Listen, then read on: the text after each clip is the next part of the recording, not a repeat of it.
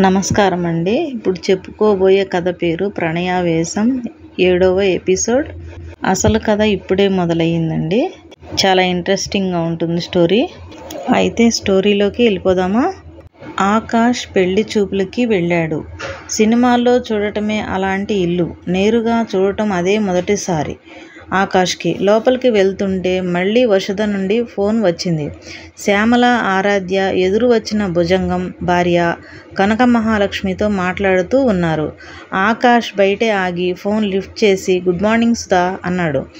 ఇప్పుడైనా తీయాలని అనిపించిందా? నువ్వు ఊరు వెళ్తే నన్ను మర్చిపోయావు అని అలుక వహించింది వసుధ. తీయనైన ఆమె స్వరంలో తను లేనన్న దిగులు వెలితి స్పష్టంగా తెలుస్తుంది ఆకాష్కి. నువ్వు డల్గా ఉండకు బంగారం. ఊర్లో ఉంటే ఫ్రెండ్స్, చుట్టాలు, ఇంట్లో వాళ్ళు ఉంటారుగా. సరే మరి ఫోన్ చేస్తాను, ఇప్పుడే కొంచెం బిజీగా ఉన్నాను అన్నాడు ఆకాష్. సరే, నాకు కూడా క్లాస్ ఉంది, బై అని చెప్పి ఫోన్ పెట్టేసిన వసుధని తలుచుకుంటూ లోపలికి అడుగు వేశాడు. తిన్న తరగని ఆస్తిపాస్తులు ఉన్నాయి. ఇప్పుడు అల్లుడికి ఇల్లరికం తెచ్చుకొని తన ఆస్తిపాస్తుల్ని కూతుర్ని అతని చేతుల్లో పెట్టి రిలాక్స్ అవ్వాలన్న ఆలోచనలతో ఎన్నో సంబంధాలు చూశాడు.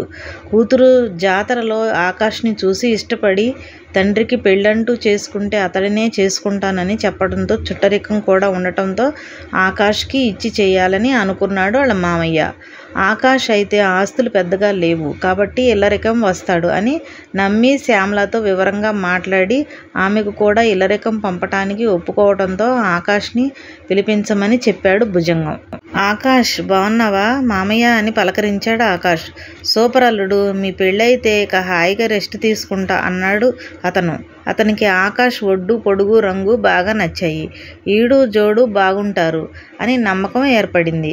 ఆకాష్ ఆయనకు పెళ్ళి ఇష్టం లేదు అని ఎలా చెప్పాలి అని ఆలోచనలో పడ్డాడు.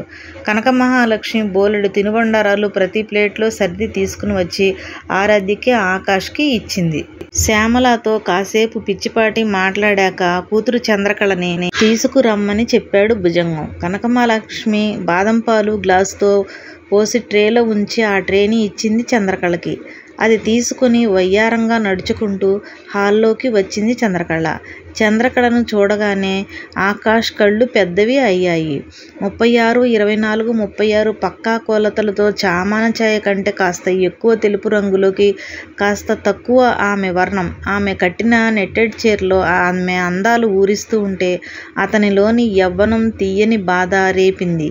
అతనిలో కనుముక్కు తీరు వంకలు పెట్టడానికి లేదు, పొందికగా ముద్దుగుమ్మలా ఊరిస్తోంది. ఆమె సొగసుని, వయ్యారాల్ని ఎంత పొగిడినా తక్కువే. ఆ క్షణం అతనికి వసుధ గుర్తుకు రాలేదు. చంద్రకళ రూపం పుట్టించిన అలజడి నుండి అతను తేరుకునేసరికి భుజంగ ఆకాష్ని తీసుకుని వెళ్ళి ఇల్లంతా చూపించాడు. నాకు ఊర్లో రైస్ మిల్లు, కోల్డ్ స్టోరేజీ, కళ్యాణ మండపం, షాపులు, సినిమా హాలు, పొలాలు ఉంటాయి. ఆకాష్, విశాఖపట్నంలో, హైదరాబాదులో ఇబ్బడి ముబ్బడిగా స్థలాలు కొని పడేసి ఉంచా. ఆకాష్, తరతరాలుగా వస్తున్న ఆస్తులు నా రెక్కల కష్టం తోడై బాగా పెరిగాయి. నీకు అమ్మాయిని ఇచ్చి పెళ్లి చేసి నీ చేతుల్లో పెట్టేసి ప్రశాంతంగా నేను రెస్ట్ తీసుకుంటా. ఎప్పుడు పెట్టుకోమంటావు లగ్గాలు అని అడిగాడు భుజంగం. అప్పుడు గుర్తుకు వచ్చింది వసుధ. ఉలిక్కి పడ్డాడు ఆకాష్. సాఫ్ట్వేర్ జాబ్ చేయాలనుకుంటున్నాను మామయ్య, జాబు వచ్చాక మాట్లాడుకుందాం అన్నాడు దాటవేస్తూ. అదేంటలుడు, నీకు ఒకరి కింద పనిచేసే కర్మేంటి? కావాలంటే ఆ కంపెనీ ఏదో నువ్వే పెట్టుకో. దాని జాతకం బట్టి ఇప్పుడు 2 నెలల్లో చేస్తే మంచిది చెప్పాడు భుజంగం. అతను ఎల్లి సంవత్సరాలు సంపాదించి ఇన్ని ఆస్తులు సంపాదించగలడు అని ఆలోచించి మీ ఇష్టం మామయ్య అని చెప్పాడు ఆకాష్. భుజంగం సంతోషపడి ఆకాష్ని కౌగిలించుకున్నాడు. పంతుల్ని పిలిచి మంచి రోజు కనుక్కొని చెప్తానని చెప్పింది శ్యామల. చంద్ర రాక ఆరాధ్య ముందు మంచి స్నేహం ఉండటంతో కబుర్లో మునిగిపోయారు. ఆకాష్ చంద్రకళ తనను దొంగచాటుగా చూస్తూ ఉండటంతో కొంచెం గర్వంగా ఫీల్ అయ్యాడు. ఇంటికి వచ్చాక ఫోన్ వచ్చింది వసుధ నుండి. ఇప్పుడు ఏం మాట్లాడాలో అర్థం కాక రాత్రికి వస్తున్నా అని మెసేజ్ పెట్టాడు ఆకాష్.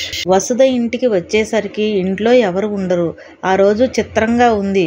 తల్లి ఇంట్లోనే ఉంది. వసుధ రాగానే లోపలికి వెళ్ళి స్నానం చేసి ముందు రోజులా తాళి కనపడకుండా దాటవేసి నైట్ డ్రెస్ వేసుకుంది. వసుధకి పాలు ఇచ్చి వసుధ తాగిన తర్వాత వసుధని కుర్చీలో కూర్చోబెట్టి, వసు ఎవరినైనా ప్రేమించావా అని నెమ్మదిగా అడిగింది కస్తూరి. ఎందుకమ్మా అలా ప్రశ్న వేశావు? భయంగా అడిగింది వసుధ. నా దగ్గర ఏదైనా దాచి పెడుతుంటే చెప్పు తల్లి అని అడిగింది కస్తూరి. నేనేమీ దాచిపెట్టడం లేదమ్మా అని కంగారు పడుతూ చెప్పింది వసుధ. కూతురి కంగారు కాస్త అనుమానం కలిగించింది కస్తూరికి. మరి ఎక్కువ బెదరగొట్టకూడదని కాసేపు ఆగి మళ్ళీ మాట్లాడుకుందామని వెళ్ళి చదువుకోమని చెప్పింది.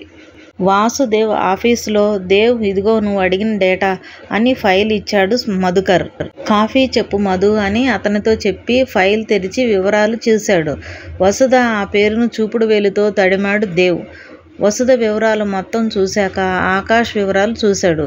ఏంటి నువ్వు చెప్పేది? భుజంగం కూతురుతో ఈరోజు పెళ్లి చూపులు జరిగాయి ఆశ్చర్యంగా అడిగాడు దేవ్.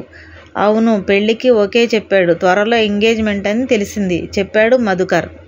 వాసుదేవ్ పిడికిలి బిగిసింది.